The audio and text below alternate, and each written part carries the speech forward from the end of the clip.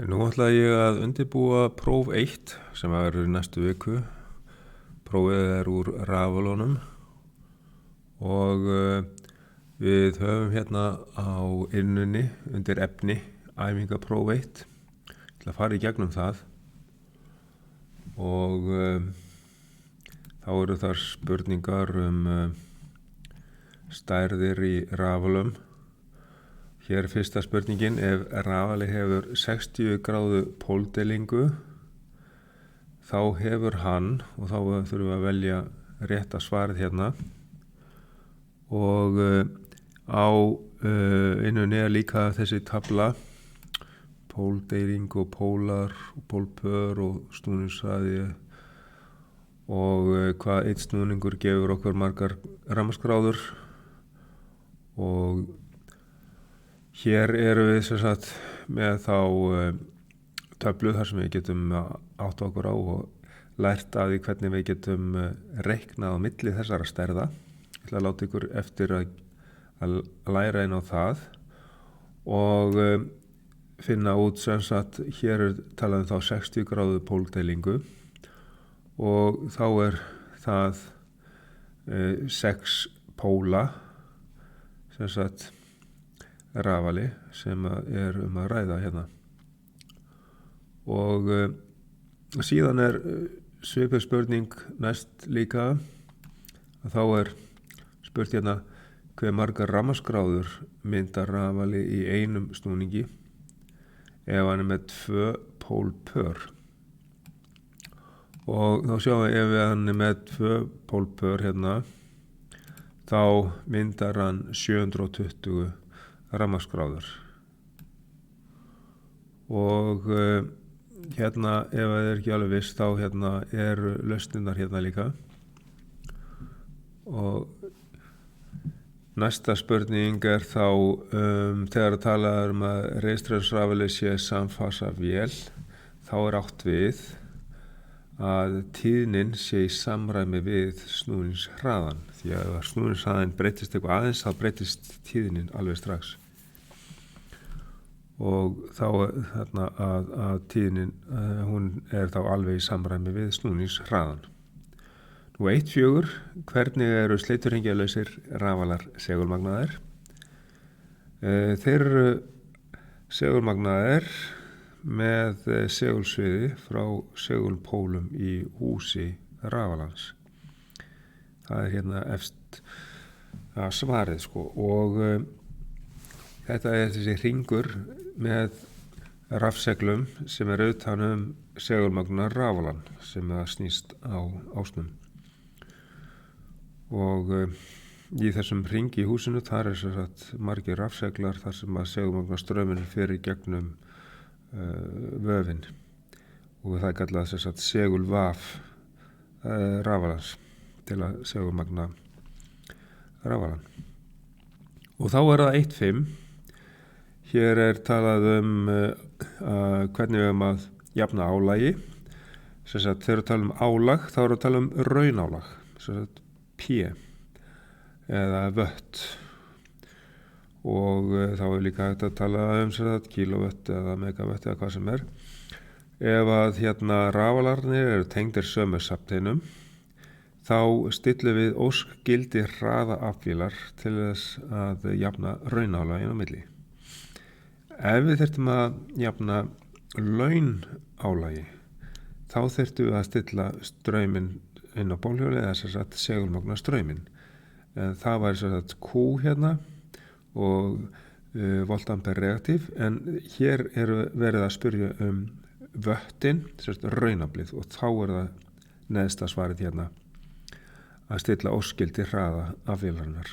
Þannig jöfnum við aukum á þeim rafala sem að framleiða minna, og ef að hinir eru með sjálfvirka hraðaregli þá slá þeir af til þess að halda réttri tíðni sko. Já, réttum snúningshraða. 1.6. Ef þriggja-fasa rafali er þríhyrningstengdur, þá er verið að spá í sem sagt fasastrauminn. Að í þríhyrningi þá er fasastraumurinn hann aðalstraumurinn deilt með rótina 3. Skulum líta hérna á dæmi þetta. Hér erum við með þríhyrningstengingu. Hér aðalstraumurinn og svo eru fasastraumarnir hérna. En aðalstraumurinn sem sagt skiptist hérna í fasastraumana í þríhyrningunum og þess vegna fasastraumurinn minni hér heldur en aðalstraumurinn. Og hann sem sagt, fasastraumurinn þá aðalstraumurinn deilt með rótina 3. Og svo önnur regla, ef væri spurt það, að það sem sagt í þríhyrningstengingu þá sama aðalspenna og fasaspenna. Og hins vegar ef við skoðum stjörnutenginguna, ef væri verið að spyrja stjörnutengingu, þá sami straumurinn aðalstraumur og fasastraumur í stjörnunni. Sjáum að straumurinn fer hérna gegnum fasan og það jafnframt aðalstraumurinn. En spennan skiptir sér hins vegar að fasaspennan aðalspenna deilt með rótina 3. Af því að hérna eru allir 3 fasarnir tengdir með annan endan í stjörnuna og þess vegna verður spenna lægri yfir fasan heldur en aðalspennan Og þá skulum við halda áfram með prófið, þannig að hér var við að spyrja sem sagt straumana í þríhyrningstengingunni að fasastraumurinn sem sagt aðalstraumurinn deilt með rótina 3. Nú, í 1.7 þá reikningsdæmi, 3 fasa rafali gefur frá sér 500 kW, launafleiðar 400 kVA reaktív og spennan 400 volt og við höfum að reikna straum rafalans og við getum reikna strauminn með raunaflsformúlunni 3 fasa en við þurfum fyrst að nýta stærðirnar sem gefnar hérna raunaflið og launaflið til þess að finna annarkvort sem sagt hornið með einhverju móti. Við gætum líka fundið sýndaraflið með því að nota raunaflið og launaflið með Pýþagórasarreglu. En hér sem sagt sýnt hinn aðferðin að nota Tangasregluna. Þá það sem sagt Q deilt með P eða launaflið deilt með raunaflinu. Og ef við segjum sem sagt tann í -1 þá fáum við strax gráðutar út úr þessu.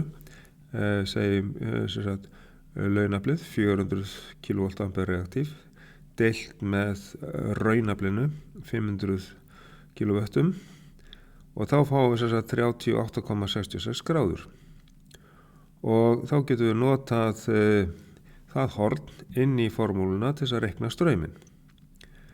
Þá raunaflið 500 kW deilt með spennunni 400 voltum, rótina 3 og raunaflsstuðlinum cos af 38,66 gráðum. Straumurinn þá 924,2 ampere og svo beðið aflvektoramynd og þá hún svona að launaflið hérna 400 kVA reaktív, það Q-ið hérna, þessi stær hér, svo það raunaflið, það P hérna 500 kW og hornið hérna milli sýndaraflsins og raunaflsins hérna 38,66 gráður og sýndaraflið 640 kVA og þá 1.8 þá verið að vísa í dæmi 1.7 aftur að álag rafalans minnkað niður í 400 kW. Þetta aflið út af rafalanum og straumurinn 850 ampere og nú hefum við að reikna fasvikið. Svo að þá hefum við upplýsingar í þessu. Við erum með upplýsingar raunaflið, það farið niður í 400 kW og við vitum strauminn og þá af því að við vitum að spennan er óbreytt, hún er 400 volt frá dæmi 1.7 að þá getum við reiknað raunafstöðulinn og fengið hornið út frá því. Hérna var sem sagt gefið að spennan væri 400 volt. Það er sýnt hérna. Og þá reiknum við raunafstöðulinn fyrst. Aflið minnkaði þess niður í 400 kW og deilum við með spennunni 400 voltum, rótina 3 og straumnum 850 ampere. Og þá fáum við raunafstöðulinn 0,679 og fáum svo hornið með því að beita aðgerðinni kósi mínus fyrsta af 0, við erum bara að laga hérna aðeins 679 og þá er það hérna 47,2 gráður. Já, það er skemmtilega að hafa bara aðeins svega hérna. Það er greinilegra.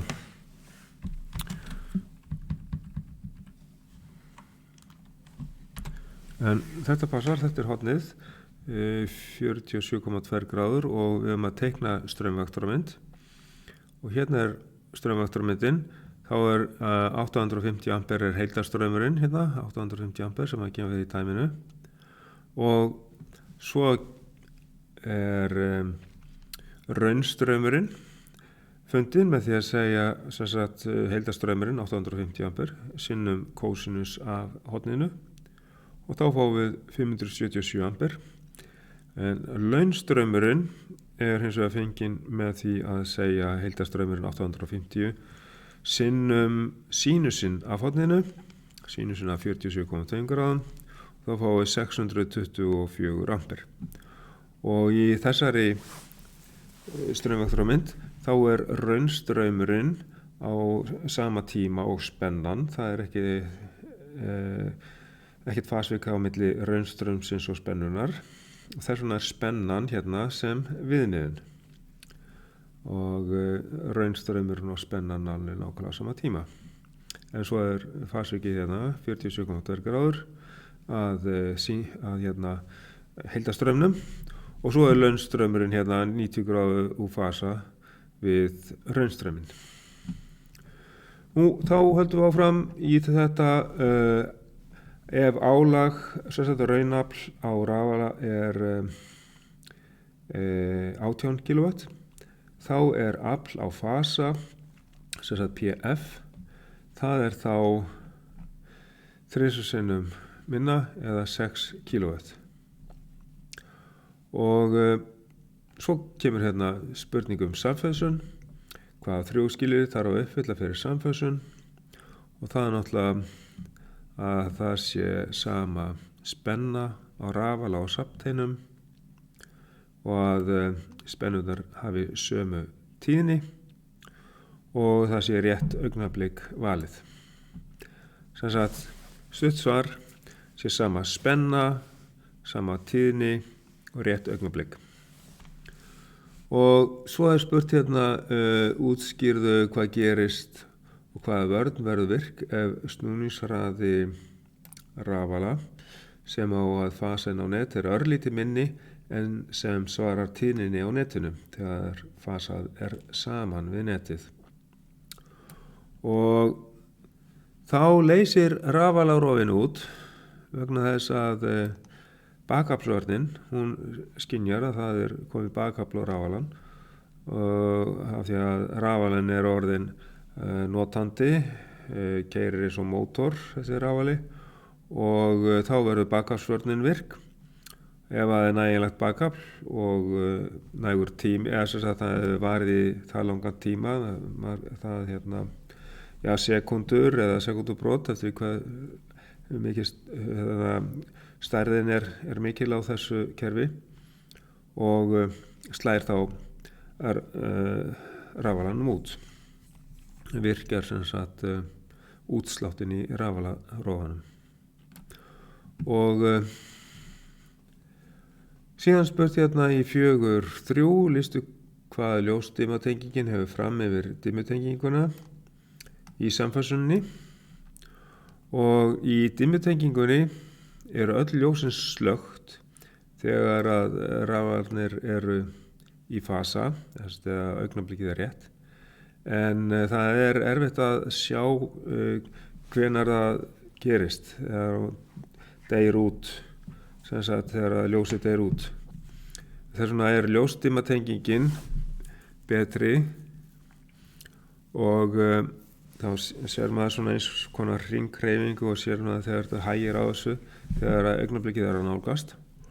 Og þá nefnilega lýsa 2 ljósin sem á ofanverðu jafnt skært, en það þriðja sem í miðjunni það slökkt þegar að rafalarnir eru í fasa, en þannig að það mun auðveldara að sjá þegar að rétta augnablikið að nálgast. Og þá spurt hérna næst, hvers vegna þarf meiri segulmagnastraum við spanálag heldur en raunálag? Við gerðum tilraun með þetta með rafala 2 aðalega, en það launstraumurinn í spanálagi, hann vinnur á móti seglun pólhjólsins. Þetta vegna sátursbyrnunar. Og þá þetta próf búið. Hérna eru sem sagt formúlblöðin hérna fyrir aftan og þá hérna ætla ég bara rétt að renna yfir skýrslunar og það sem sagt samfærslunarskýrsluna og hérna rafala skýrsluna 1b. Hérna sem sagt samfærslunarverkefnið, verkefni 1a. Þar vorum við með alveg handstýrðan rafala sem að allt var stýrt handvirkt, en hér sjálfvirka kerfið þar sem við vorum með sjálfvirka hraðareglun á rafalanum og spennustýring sá svo það að það var alltaf rétt spenna út af rafalanum. Þannig að spennan og tíðnin var alveg föst hérna með búnaði. Og hér erum við að sjá sem sagt hvernig tengingin við aflvélina fyrir rafal 1. Þetta sem sagt jafnströmsmótor og við höfum fasta segulmögnun inn á affallsvafið COD frá brúáriðli. Það jafnströmmurinn náttúrulega inn á segulvafið og svo fáum við jafnströmm, stilltan jafnströmm inn á snúðrásina í gegnum raðarvafið líka. Og segulmögnun rafalans fer svo fram í gegnum kol- og sleiturhengi frá segulmögnunarvél. Það svona sérstakur segulmögnunarrafali, jafnströmmsrafali sem að við framleiðum segulmögnunarstrauminn inn á pólhjólið og við stillum sem sagt segulmögnunarstrauminn með því að stilla spennustilli mótstöðuna hérna fyrir rafalan. Og nú ætlum við að prófa rafala 1 og tengdum sem sagt inn á samfærslunartöfluna. Nú við sjáum hérna á þessari mynd hérna að það búið að teikna svolítið inn á hvernig tengingarnar voru og við settum álag á rafala 1 eftir að við vorum búin að setja á rétta spennu og tíðni og það sem gerðist var að spennan lækkaði og tíðni lækkaði þegar við settum álag á hann. Spennan lækkaði úr 400 voltum niður í 275 volt og tíðnin lækkaði úr 50 riðum niður í 44 rið. Og til þess að laga tíðnina þá jukum við snúningsrafalans með því að gefa hann meira afl og mótornum eða aflvélinni, gáum meiri afl þannig að hún getur snúist hraðar. Þá lagaðist tíðnin og spennan aðeins, spennan að hluta til, en til þess að ná réttri spennu þá þurftu við líka að auka segulmagnsstrauminn inn á pólhjólið og þá stiltu við einmitt þetta viðnám hérna, spennustilli viðnámið til þess að hækka spennuna út af rafalanum. Þá jukum við segulmagnsstrauminn og þá hækkaði spennan aftur í eðlilega 400 volta spennu út af rafalanum. Og síðan prófuðum við rafala 2 og hann stimplað 15 kV og straumþol hans 22,8 ampere og þá settum við fyrst í gang og fengum til að ná upp spennu, þá þurftum við 0,6 ampere segulmagnsstraum og svo settum við raunálag, hitöld á hann, ekkert fasvik og þá þurfti að auka segulmagnsstraumin upp í 0,9 úr 0,6. Þannig að það var aðeins meiri segulmagnsstraum til þess að halda réttri spennu þegar við erum með raunálag. Og þetta svona, já, hann svona ekki alveg full-lestaður en hann svona alltaf því. En síðan var raunálag tekið af og spanálag sett í staðinn, 3 fasa spóla og straumurinn stiltur upp í sama álagsstraum, 14 ampere eins og raunálagi var áður og til þess að halda spennunni í 400 voltum þá þurfti segulmagnsstraumurinn að aukast ennþá meira upp í 1,3 ampere vegna þess að nú vinnur segulsviðið frá sátrinu sem kallast sáturspyrna gegn segulsviði pólhjólsins svo að við þurfum að auka segulsvið pólhjólsins ennþá meira til þess að yfirvinna þessi áhrif og það spurning hvort að við eigum myndir af þessu einhvers staðar. Við fórum reynda í þetta bara þá í síðasta bóklega tíma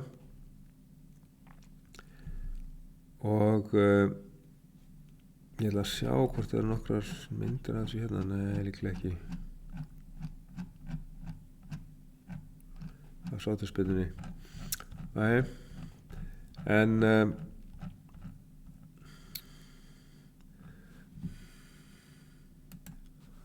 já, við skulum sjá hérna þessar myndir sem að sýna þá raunálagið, hvernig það hefur áhrif á segulsviðið frá pólhjólinu. Sjá það að þið hefur svolítið áhrif hérna inn á pólhjólið. Það raunálagið hérna vinstra megin á myndinni og það þurfti að auka segulmagnsstrauminn örlítið frá 0,6 ampere upp í 0,9 ampere en svo alveg upp í 1,3 ampere til þess að halda spennunni réttri út af rafalanum þegar við vorum með spanálag og þá sjáum við að í spanálagi þá myndast segulsvið í sáturinu, svokölluð sáturspyrna sem að vinnur á móti segulsviði pólhjólsins. Segulkraftlínurnar frá pólhjólinu koma hérna til hægri frá suðri til norðurs út úr norðpólnum en svo segulsviðið frá sáturinu það að rekast hérna á móti þessari ör hérna kemur hérna og veikir segulsviðið. Þess vegna þurfum við að styrkja segulmagnsstrauminn inn á pólhjólsvöfin til þess að upphefja þessi áhrif og fá rétta spennu út af rafalanum. Ok, og þá næsta þá spurt hérna hvaða hluti rafbúnaðarins að auka segulmagnsstrauminn þá á rafala 2 að þá það sjálfvirki spennustillirinn eða spennureglirinn sem inn í rafalanum þar á prentplötu og svo í lið 3 hérna þá förum við í samfösun og hér biðja að gera grein fyrir skilyrðum samfössunar. Skilyrðin eru að það sé sama spenna og sama tíðni og rétt augnablik að sama spenna sé á rafala á safnteginum og að spennurnar hafi sömu tíðni og í þriðja lagi að velja rétta augnablikið til þess að tengja rafalan við netið. Og þá það næst að lýsa því hvernig ljósin blikka þegar við erum með í dimmatengingu. Ljósin voru sett í dimmatengingu til þess að kanna hvort að fasaröðin væri rétt. Og ljósin blikkuðu í takt og þess vegna sáum við að fasaröðin var rétt, en ef að fasaröðin hefði verið röng þá eru ljósin að blikka á mismunandi tíma. Til þess að kanna þetta með hvort að við værum með rétta fasaröð þá getum við líka tengt lítinn mótor fyrir ofan og neðan rafala rofan, þennan rofa hérna Q2, Q2 hérna, það var þetta að tengja hérna fyrir ofan VAF inn á lítinn mótor og athuga í hvaða snúningsháttan fer þar og síðan að tengja annað neðanverðu hérna VAF og athuga hvort hann snýst í sömu snúningshátt. Og ef hann fer í sömu snúningshátt þá fasaröðin líka rétt. Þá getum við notað þennan Q2 rofa til þess að fasa inn í þennan innkomandi rafala. Þá allt í lagi. Og þá að halda áfram hérna með þetta. Síðan var stillt aftur á ljósdimmatengingu, þannig að þá spurt hérna hvernig eru samfærsljósin þegar grænljósið í fasarsjóni logar, og þá eru efri ljósin sem að lýsa en miðjuljósið slökkt. Og við getum séð þetta hérna á myndunum hérna niðri eða við höfum líka hérna svona hérna í ljósdimmatengingunni þá miðjuljósið, það slökkt, en þau lýsa sem sagt ljósin sem eru á ofanverðu sem sagt það H1 og H3. Ef við skoðum þetta á sjálfri samfærslunartöflunni þá það að þau eru ekki alveg staðsett nákvæmlega sem sagt eins, þannig að efri ljósin þau sem sagt lýsa þessi hérna, þau lýsa þegar rétt augnablikið og neðra ljósið slökkt. Þess vegna neðri hlutin bara svartur hérna. Það akkurat sem gerist þegar að græna ljósið komið. Þegar rétt augnablik og við erum með ljósdimmatengingu að þá lýsa ljósin hérna ofanverðu, H1 og H3, en H2 slökkt. Og þá það að skoða hérna áfram og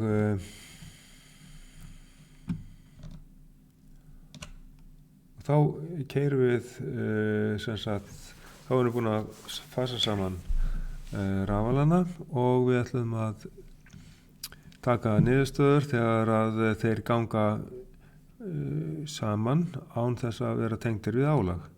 Þá segulmagnastraumur á rafala 1, hann hérna 2,3 ampere og við erum með sömu straumana sem að sem sagt frá rafala 1 og rafala 2.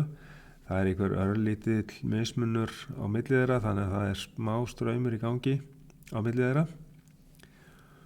Smá kannski bakafl inn á annan og Segulmögnunarstraumurinn á rafala 2 er hérna 0,6 ampere og spennan svo sama og tíðnin sama og ekkert afl hérna. Svo setjum við raunafl á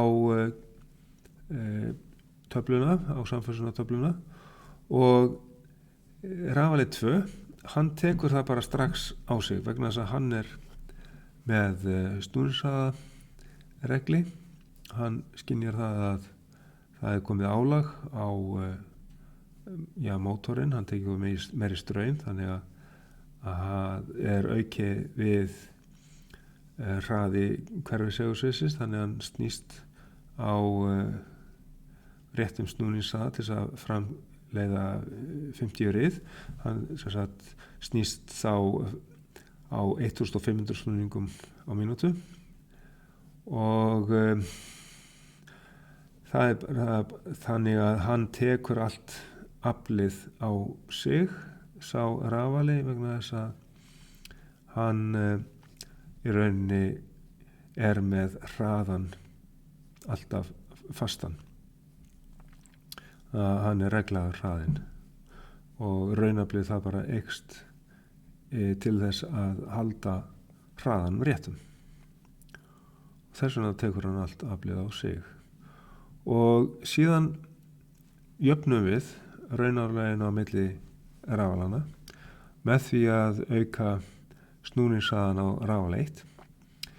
Það verður sami segulmögnunarstraumur en straumurinn hann eykst leið og við aukum raunaflið, þá eykst líka straumurinn eðlilega. Segulmögnunarstraumur rafala 2, hann minnkar örlítið. Það minnkar úr 0,9 niður í 0,8 vegna þess að nú þarf hann ekki að framleiða eins mikinn segulmögnunarstraum til þess að halda uppi spennunni. Nú er komin annar rafali til að taka þátt í framleiðslunni, svo að straumurinn á rafala 2 lækkar úr 13,6 amperum niður í 8,5 sem er bara mjög svipaður straumur og er á rafala 1. Við getum ekkert jafnað þetta meira, þetta er svo lítill munur. Sama spenna, sama tíðni og við erum búin að jafna raunaflega á milli þeirra. Það er 4,7 kW á báðum rafalum. Þá er næsta atriði, það er að setja blandað álag á rafalana. Hérna var þetta hreint raunafl sem að rafalarnir voru að framleiða, eða raunálag var tengt inn á töfluna. Og hér er sem sagt blandað álag og við byrjum á því að hafa það á álagslausa, þannig að þessar tölur eru nákvæmlega eins á þessari töflu og á fyrir töflunni við núlálag. Og síðan er blandað álag, þess að það er sett ákveðið raunafl, ekki alveg eins mikið eins og áðan, en svo spanálagi bætt við og raunaflið er hérna 7,5 kW sem að rafali 2 tekur á sig vegna þess að hann er með sjálfvirkan hraðaregli og hann tekur líka allt launaflið á sig og launstrauminn, því að sjáum að hér er miklu meiri straumur á rafala 2, 14 ampere. En rafali 1, hann er ekkert að gera, hann er bara alveg eins og áðan, hann munar örlitlu hérna á straumnum eitthvað, af því að hann eykur örlítið við snúningshraðan sjálfur þegar að affallsvafið hitnar, þá minnkar straumurinn í því og veldur því að hann snýst örlítið hraðar. Og svo er hérna segulmögnunarstraumurinn, hann þarf að vera miklu meiri þegar við erum með spanálag, fer úr 0,6 amperum upp í 1,25 amper til þess að halda upp í spenninni út af rafalanum í 400 voltum. Og álagstraumurinn er sagt 14 amper á rafala 2, 50 rið og hann tekur allt raunaflið á sig. Rafali 1 er ekki að framleiða neitt raunafl. Nú svo jöfnum við á milli þeirra byrjaði ég að jafna raunaflinu jafna raunálaginu á milli rafalana, þannig að framleiði svipað raunafl, og þá sem sagt aukinn snúningshraðinn á við rafal 1 og hinn rafalinn slær bara strax af og lækkar framleiðsluna úr 7,5 kW niður í 3,68 og við hækkum sem sagt aflið inn á rafal 1 upp og þannig að framleiðir 3,68 kW líka. Jöfnum alveg milli þeirra raunaflið, en þá ennþá miklu meiri straumur sem að rafal 2 framleiðir, af því að við erum ekki farin að jafna neitt varðandi launaflið eða straumana. Það jókst sem sagt, hér rauninni bara raunstraumur frá rafal 1, þessi 6,8 ampere,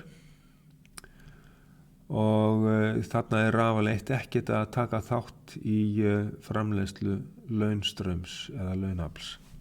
Hann bara framleiða hreint raunafl rafali 1 núna. Og svo ætlum við að jafna launaflið á milli þeirra og það gerum við með því að auka segulmögnunarstrauminn á rafala 1 og með sem sagt spennustíll í mótstöðinni.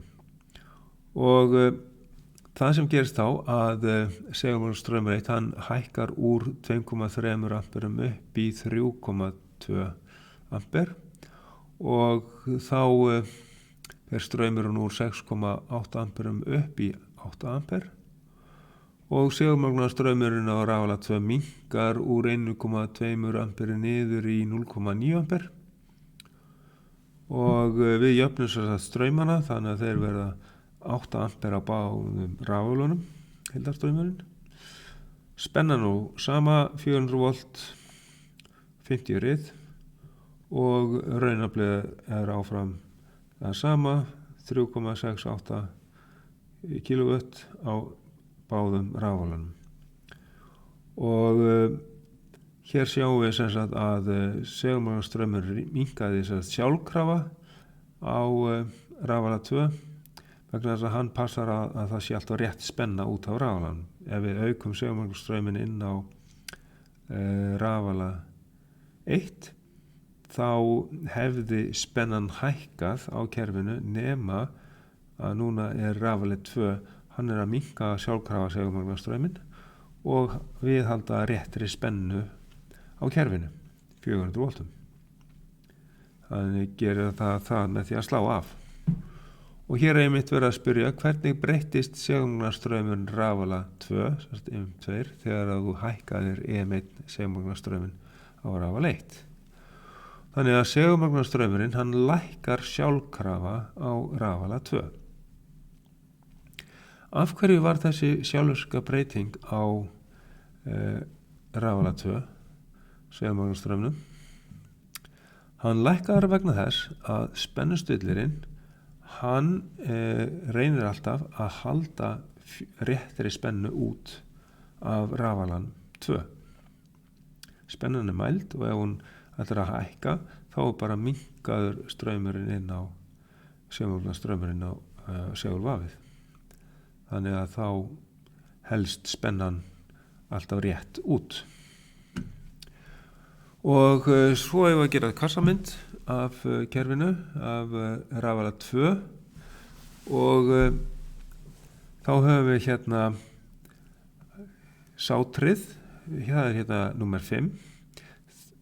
Það gefur straum til álagsins og spennu og afl sem sagt, þar að leiðandi og við mælum raungildi spennunar inn á spennustillin hérna frá sátriðinu og fáum líka sem sagt afl til þess að búa til segulmögnunarstraum fyrir segulvafið hérna og það spennustillinin sem sendir segulmögnunarstraum inn á segulvafið og því að hérna þessi hringur sem að eru segulpólar í húsi rafalans, það sem sagt margir rafseglar hérna allt í kringum segulmögnunar rafalan sem númer 2. En segulvafið sérst er númer 1 og þar fer inn jafnstraumur sem er segulmögnunar straumurinn. Og hann sérst seglar þá segulmögnunar rafalan, það er 3 fasa vaf eða 3 fasa vöf í segulmögnunar rafalanum og þessi 3 fasa straumur fer inn á afriðisbrúna hérna með 6 díóðum og hún breytir 3 fasa spennu í jafnspennu, sem sagt 3 fasa reiðspennu og reiðstraum í jafnstraum, sem er þá segulmögnunarstraumurinn, aðal segulmögnunarstraumurinn inn á pólhjólið til þess að búa til segulsviðið. Og segulsviðið snýst svo fram hjá leiðurunum í sátrinu og spanar upp spennu og straum í sátrinu. Þá erum við konum með allan ringinn í rafalanum og það sem að þessi rafalegi frábrugðin eldri gerðum er það að hér er burstalaus, kolburstalaus rafali á ferðinni. Það er ekkert leiðandi samband sem sagt milli hreyfanlegs hlutans hérna og húsins eins og í gömlu rafalanum þar sem voru kol- og sleiturhringir, en hér er engin kol og engir sleiturhringir. Heldur segulsviðið yfirfærist hérna frá segulvafinu með því að það eru rafseglar sem að skiptist á alltaf norðurpól og suðurpól á milli þeirra rafseglana og þeir hérna gefa frá sér þá segulsvið vegna þess að í gegnum þá sem sagt rafseglana myndast segulsvið vegna þess að við erum með jafnstraum í segulvafinu. Og þá er spurt hérna hver er aðalmunurinn á rafal 1 og rafal 2. Rafal 2 er sjálfvirkur en rafal 1 er alveg handstýrður. Rafal 2 hann hefur tíðnibreyti á aflvél á 3 fasa mótor til þess að halda stöðugum snúningshraða. Þess vegna tekur hann allt álagið á sig. Og hraði rafala 1 er handstýrður með spennu inn á jafnstöðsmótor og munurinn á þeim er líka þannig að rafali 2 hefur 4 póla, 2 pól pör og snýst þar að leiðandi 1500 snúninga á mínútu. En rafali 1 hefur miklu fleiri póla og snýst hægar. Hann hefur 6 póla og 3 pólpör og snýst 1000 snúninga á mínútu til að framleiða 50 reið. Og svo er rafali 2 með sjálfvirkan spennustilli en ekki rafali 1. Hann er handstýrður. Og af hverju tók rafali 2 allt aflið þegar að sett var álag á rafalana í samkerslu? Það er vegna þess að tíðnibreytirinn við mótorinn sem knýr rafala 2, hann skynjar aukið álag á mótorinn og vill alltaf haldast sama snúningshraða þannig að hann tekur sjálfkrafa álagið á sig. Skilyrði samfessunar eru 3. Svo er spurt hvert er 4. atriði sem stundum er nefnt og þarf að hafa í huga þegar rafalar eru tengdir inn á net í fyrsta skipti eða eftir breytingar eða viðgerð. 4. atriði er að fasaröðin sé svo sama á rafala og á neti.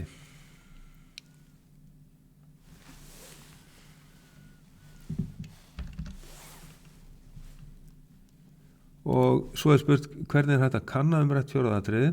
Þetta kanna það með litlum 3 fasa mótor og eins og ég var að sýna ykkur þarna áðan að tengjan fyrir ofan og neðan rafala aflrofan og ef það snýst í sömu snúningsátt beðið fyrir ofan og neðan þá er rétt fasaröð eða með dimmu tengingu samferðsunar ljósana.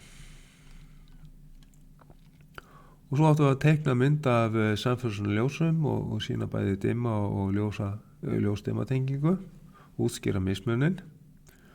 Hérna búið að teikna þetta upp í Multisim og hérna sem sagt aflrofin og hér sjáum við sem sagt að ljósin eru tengt hérna milli sittfoss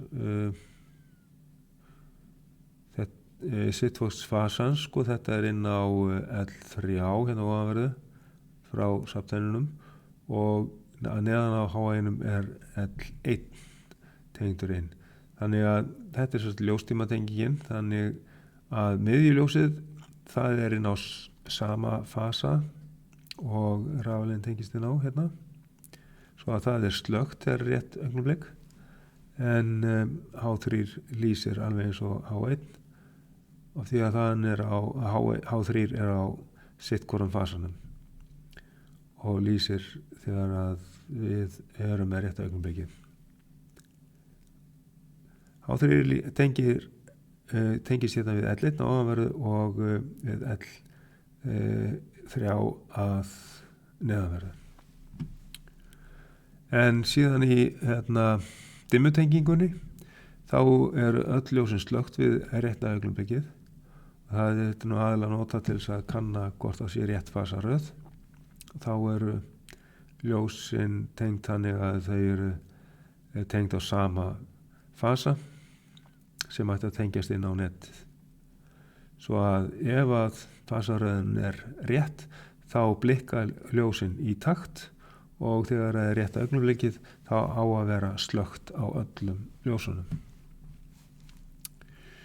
Nú, hvað gerist ef augnablikið ekki rétt þegar fasað saman?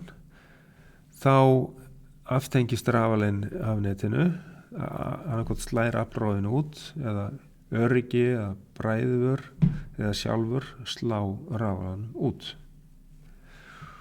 Og hvaða tvö atriði hafa áhrif á stærð spennuna frá rafala? Það snúningshraði og segulóknarstraumur. Síðan að lýsa í hvernig álagi jafnað á rafala í samkeyrslu og við jöfnum raunafli milli rafala með því að auka afl á rafala sem að framleiði minna. Það stillt með hraðastillingu eða óskgildi hraða. Og síðan launafli jafnað með því að auka segulóknarstrauminn á þeim rafala sem með minni straumframleiðslu eða ef við sæjum minna launafl eða mjög lítið launafl. En þetta þarf að jafnast annarkot, ef það eru jafn stórir þá getum við reynt að jafna þessu til helminga eða eftir stærðar hlutföllum rafalana. Og til að auka til dæmis straumframleiðslu eða launstrauminn þá það gert með því að stilla óskgildi spennunar eða hækka óskgildi spennu. Þá fáum við meiri segulóknarstraum inn á rafalan sem á að auka straumframleiðsluna með. Og þá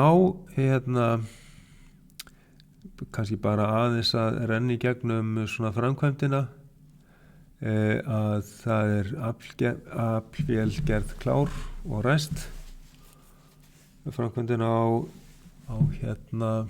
samfössun og samkeyrslu og athuga tíðnimæli í töflu, stilla með snara í töflu þannig að tíðnivélar sé örlítið hærri en netsins. Þannig að innkomandi rafali komi inn sem framleiðandi en ekki sem notandi. Síðan sem þetta að kanna spennumælana, stilla spennuna eins og ef að sjálfvirka spennustýringin ekki alveg rétt þá verður að finnstilla spennuna með stilliskrúfu á spennustýringunni. Nú svo bara að fylgjast með samfössunarljósunum og við tjekkum á því að já, tíðnin var komin eins á báðum, spennan komin eins og þá fösum við inn þegar að græna ljósið er stöðugt sem sagt, er komið á samfærsuna sjáni.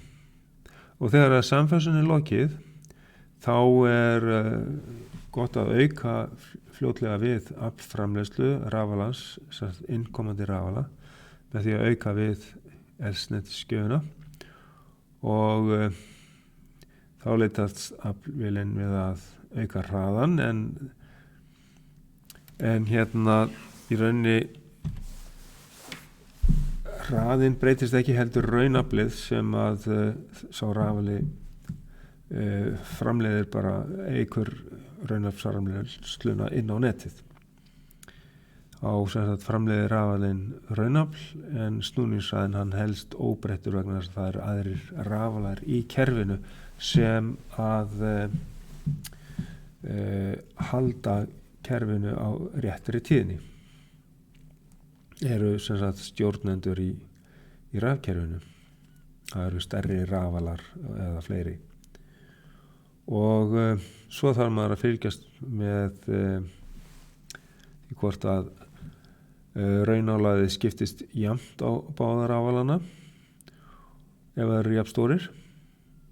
Og svo ef fleiri en einna rafala er að ræða sem að keyrðir eru inn á netið þá er ekki nóg að skipta raunálagin á milli þeirra, það heldur þarf að líka athuga launálagið.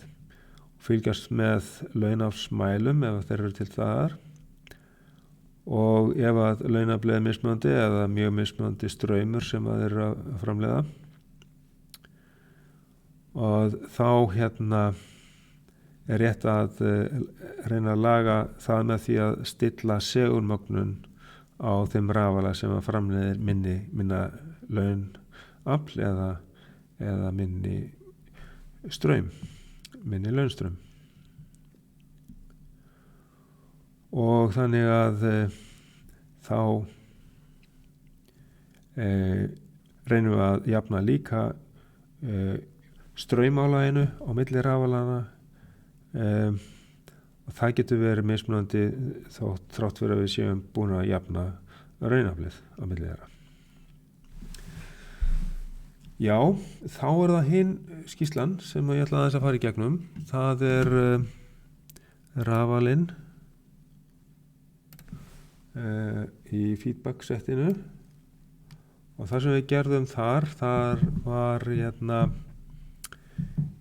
þryggjafasa, hann var 4 póla eða 2 pólpara sá rafali og hér er sýnt sem sagt eitt sett af spólum sem sagt fyrir eitt fasa og ef við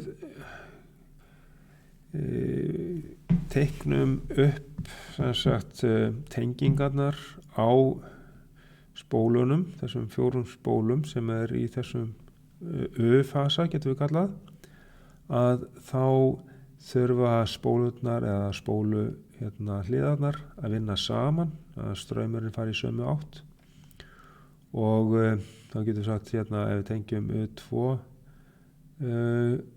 vírinn sem sagt annan endan á vafinu og inn á spóluna og þá fer straumurinn og á bakvið og fer hér til vinstri og út yfir í græna vafið sem að fer þá til hægri og aftur til vinstri í sömu átt og var í bláa vafinu Síðan földum við áfram og förum yfir í appelsínugula vafið og það verður þá sama straumstefnan í þessu vafi og var í græna og síðan kemur á bakvið og fer til vinstri og tengist yfir í rauða vafið fyrir sömu straumátt og í bláa vafinu fer svo bakvið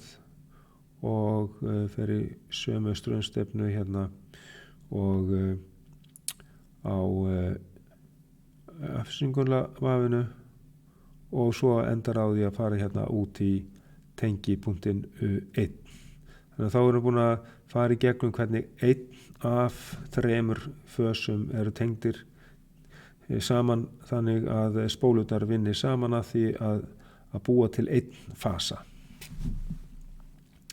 En við fjöllum ekkert meira vindingafræði. Það verður bara að fara í það í síðasta áfanganum aðeins varðandi vindingafræðina. Þetta bara svona rétt til þess að gefa ykkur smá hugmynd hvernig að þetta hugsað og hvernig þetta virkar.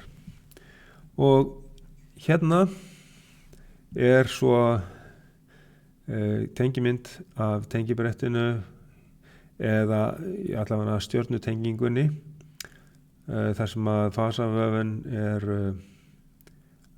tengt saman hérna í miðjupunktinum, hérna stjörnupunktinum og eins og það var á feedback-settinu og síðan var mælt viðnámið í fösunum til að athuga hvort það væri allt í lagi með öll vöfin og það var það bil rétt það bil sama viðnámið í öllum. Það vantar hérna eininguna og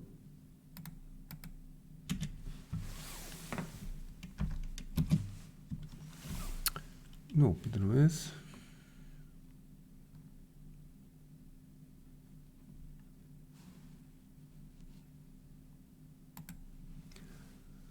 Já, það sem sagt 17,5 ohm eða 17,7 ohm hérna í síðasta vafinu, mjög svipað viðnám í öllum vöfum, sem sagt fasavöfum sátursins í rafalanum og síðan settum við aflvélina í gang og stiltum snúningshraðan á 1200 snúninga á mínútu og stiltum strauminn inn á pólhjólið upp í 2 ampere, segulmagna strauminn.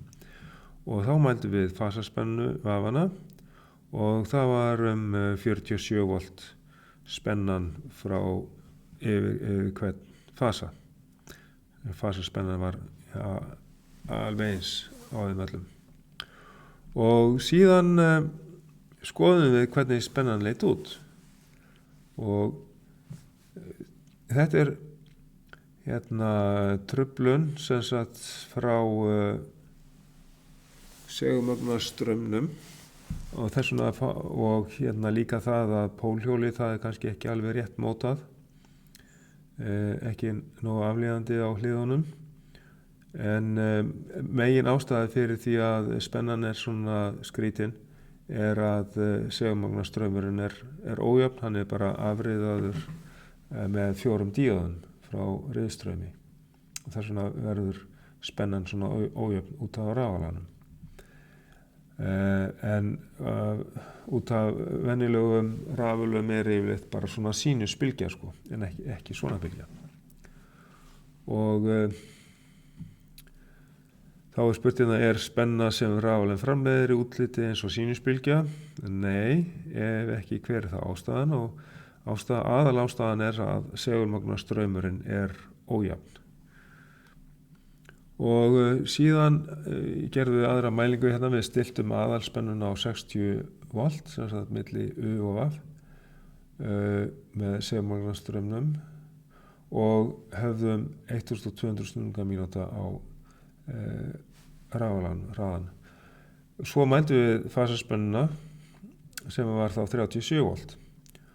Og svo reiknuðum við út hlutfallið milli aðalspennu og fasaspennu og það var gert hér og þetta ætti að vera rótin af 3 en hlutfallið var hérna 60, það var aðalspenna á deildu með fasaspennunni 37 voltum og hlutfallið var 1,62, það lægri tala heldur en rótin af 3 því að það 1,73. Og ástæðan sem sagt þessi að spennan ekki sýnislöguð og við fengum ekki sem sagt hlutfalli rótana 3 heldur ástæðan svo að spennan ekki sínuslögð. Og ef við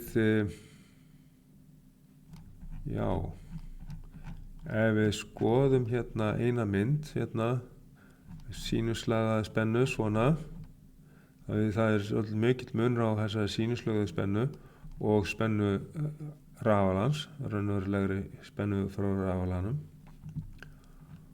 og þetta hægt að sjá svo líka að hlutföllin sem sagt eru önnur, eða þegar við erum með rótina 3 eins og þegar spennan sínuslöguð, að þá höfum við líka aðeins öðruvísi hlutfalli í straumunum hérna. Og spennan hérna rétt 110 volt, rétt 109 volt, og þá var aðalstraumurinn 0,6 amper rúm og fasastraumurinn 0,36 amper.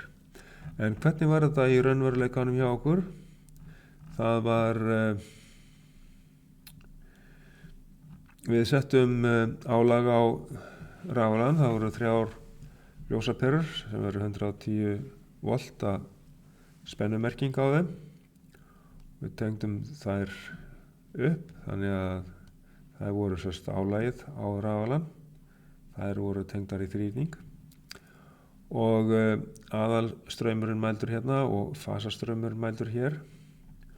Og aðalstraumurinn hann mældist hérna þegar að spenna var 110 volt, 0,5 amper, lægri straumur heldur en var ef að það hefði verið sínuslöguð spenna.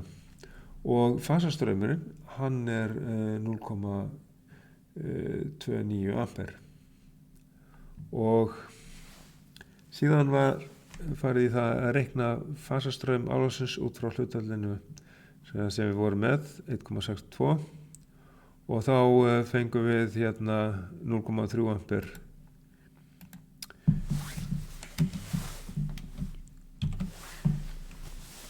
út úr því. Þannig að hlutfallið virðist halda sér sem sagt milli aðalstraums og fasastraums. Og síðan hérna spurt hvort þetta kemur heim við mældagildið, og ef ekki hverju munar, og það munar sem sagt 0,01 amperi á fasastraumur álagsins var 0,29 amper, en útreiknaður fasastraumur var aðeins hærri, þannig að það munaði 0,01 amperi. Og þá vorum við að reikna heildarafl rásarinnar og fasaaflið, og heildaraflið, hér formúla fyrir heildarafl, fyrir þriggja afl, og við notuðum í staðin fyrir rótana 3 þá notuðum við þetta hlutfall sem var í rafalanum 1,62 og sinnum spennan 110 volt og sinnum straumurinn 0,5 amper og góðsfí 1 af því að glóperurnar hreint raunálag, og við fengum sem sagt þá 89,1 watt í heildarafli. Og fasaaflið þá heildaraflið deilt með 3, 29,7 watt. Svo spurt hvað áttu við með orðinu póldeling og hver hún í rafalanum. Póldeling fjarlægð í gráðum á milli segulpóla, til dæmis á pólhjólinu. Og síðan beðið hérna að lýsa ástandi rafalans ef sambandið inn á sleiturhringi rofnar, eða rafalinn missir segulmögnun. Þá framleiðir hann enga spennu og þar af leiðandi ekkert afl ef að segulmögnunarstraumurinn dettur úr sambandi. Við skoðum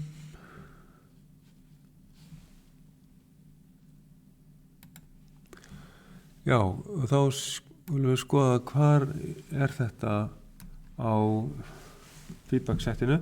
Hérna eru sleiturhringirnir og hérna sjáum við kolið snerta hérna sleiturhringin og ef að þetta kol missir sambandið eða er tekið í burtu eða eitthvað slíkt þá fer ekki lengur segulmagnastraumurinn hérna inn á pólhjólið sem við sjáum hérna í þessar 4 spólur sem eru hérna og þá myndast ekkert segulsvið og þar af leiðandi þá spanast heldur engin straumur hérna í sáturleðarana. Og þá skulum við halda áfram með spurningarnar hérna og ef að missir segulmagnuna þá framleiðir hann enga spennu og þar af leiðandi ekkert afl. Síðan hérna hvert er samhengið á milli segulmagnastraums og spennunar sem rafalinn framleiðir. Samhengið er að spennan eykst línulega með auknum segulmagnastraumi upp að í að járnkjarninn verður segulmettaður á pólhjóli rafalans. Og svo er spurning hver er tíðni framleiddrar spennu rafalans ef snúningshraðinn er 750 snúningar á mínútu. Þá reiknum við út tíðnina út frá formúlu samfangsins snúningshraða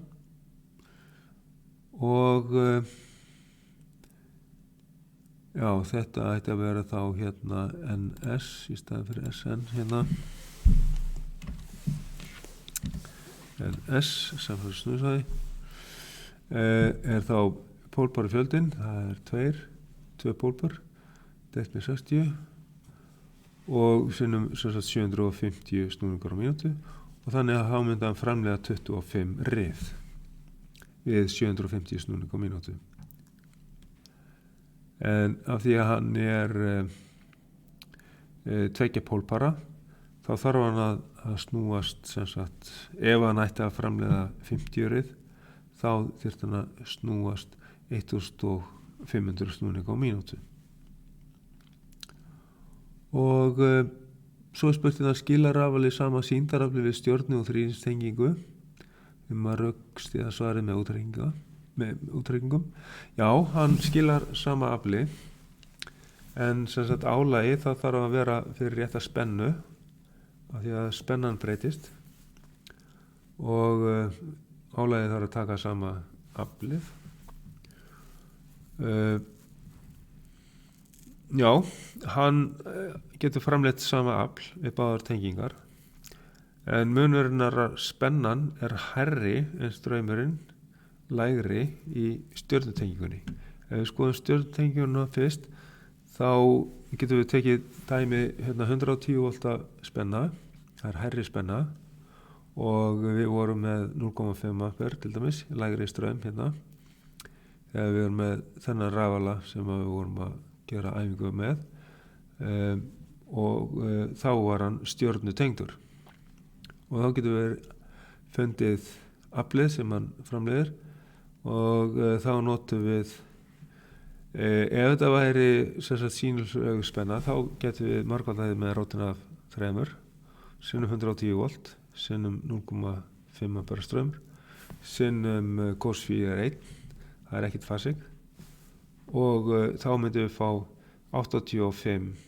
95 watt segir og þetta er sama afl og í þrýningnum því að munurinn á því er bara sá að þar værum við með lægri spennu 63,5 volt en hærri straum vegna þess að heildarstraumurinn er fasastraumurinn 0,5 sinnum rótin af 3 þannig að í heildari í fasi sinnum rótin af 3 það er að 0,5 sinnum rótin af 3 er þá 0,86 ampere og notum þann straum til að rekna út aflið og spennan er 63,5 volt sinnum rótin af 3 sinnum straumurinn 0,86 og raunumstöðullin 1 og við fáum sama afl 95 watt og var í stjörnutengingunni náðan. Nú fasastraumur rafalans er raunin svo sami 0,5 ampere í bæði skiptin. Því að bara hérna þá heildarstraumurinn 0,86, það þessi straumur sem kemur hérna út af rafalanum, en fasastraumurinn, hann 0,5 ampere. Þannig að rafalinn full lestaður straumlega séð í bæði skiptin. En spennan mismunandi. Sem sagt út af rafalanum, en sko samt fasaspennan, hún svo sama líka í bæði skiptin. Hérna heildarspenna og fasaspenna sama spennan, og það sem sagt þessi 63,5 volt. Og þessi sem sagt fasaspenna hér líka í stjörnunni, það sama fasaspenna. Heildarspennan verður þessi 63,5 volt sinnum rótina 3, þá fáum við heildarspennuna sem sagt 110 volt hérna á milli. Svo hann framleiðir sama afl, hvort sem hann stjörnutengdur eða þríhyrningstengdur. Munurinn bara sá að í stjörnutengingunni þá hærri spenna en lægri straumur, og í þríhyrningstengingunni þá lægri spenna en hærri straumur. Og síðan maður beðum að setja upp rásina í multisim herminum og setja upp svipaða mælingu og hérna svipa afl á perurnar, en þá við fengum aðeins meiri straum vegna þess að nú var sínusbylgja frá rafalanum en ekki þessi sem var á myndinni sem við vorum að skoða áðan. Það var ekki svona bjöguð spenna, heldur það sínusbylgja hérna í multisim rafalanum. Hérna bara 3 fasa spennan, og